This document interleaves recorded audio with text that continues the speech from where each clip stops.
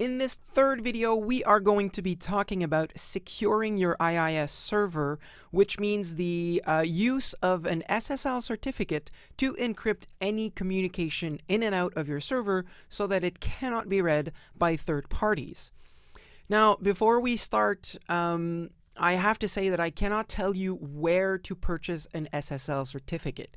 It's not that I can't. I can do a Google search and give you the results that come out. However, I can't really tell you how to choose your SSL certificate provider because you can go super cheap or you can go the expensive route and have better quality of service, but I've never personally purchased an SSL certificate, so I can't recommend any particular one. I would tend to say don't go for cheap. But that is your decision. Now, when we left off on the previous video, we have the IIS server that is working, and I showed you localhost. But I also want to show you that if I go onto the example.com website, I get the exact same site.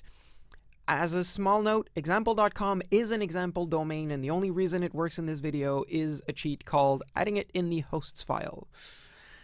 Okay, so we have this, and now what we need to do is to add an SSL certificate. This is done on IIS at the server level. So if I click on the server name here, and we go under server certificates, this is normally where you have to add it.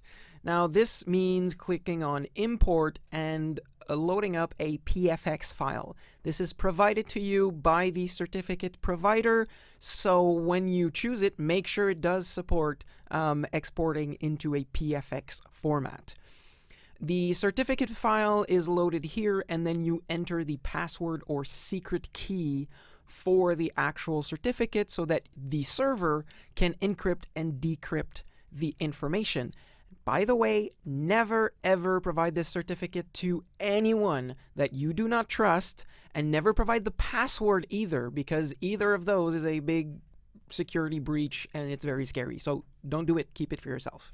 Because I don't actually have the ability to generate an SSL certificate for the example.com domain, what I'm going to do is to create a self-signed certificate, which I'm just going to call example.com. Now, a self-signed certificate means you're just generating a key, and this certificate is not authorized or approved by any central authority. This means that now that I've added the SSL certificate and I add it to the domain, so in site bindings, we just do add HTTPS, and we put in example.com, and we choose the SSL certificate. So this is what you need to do. If you choose the HTTPS connection type for the binding, you have the ability to select the certificate. If you have more than one, they all appear here.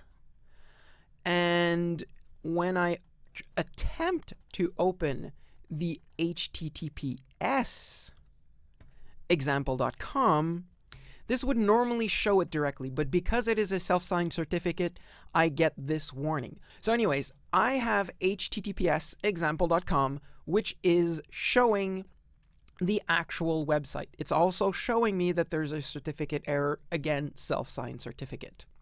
At this point, because you've purchased the SSL certificate and we've installed it on the server and we've applied it to a binding, it means your website, your domain name is secured.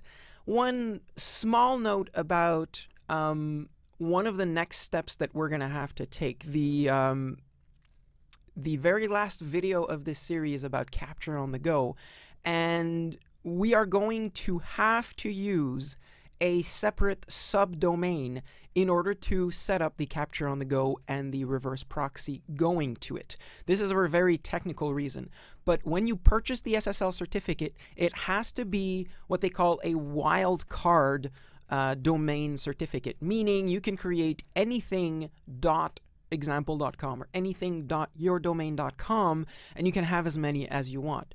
Otherwise, having like www.example.com and cotg.example.com would require two certificates. Wildcard is a bit cheaper in the long run, and it gives you a lot of freedom, so just saying, that's the ideal situation. Now, this is it for the SSL installation. Obviously, there's probably a lot more on the subject if you want to look up information about SSL, the different encryption types that you can use, the different strengths of the encryption. So I invite you to Google for all this stuff. But in the meantime, this is it for just putting it in IIS. In the next video, we'll be looking at the reverse proxy, putting IIS in front of workflow in order to protect it. So see you in a few clicks.